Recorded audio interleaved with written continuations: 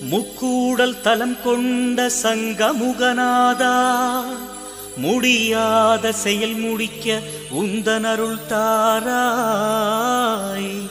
முக்காலம் தனை உணர்ந்த வேதநாயகி தாயே, உன் பாதம் சரணடைந்தோம், துணை வருவாய் நீயே.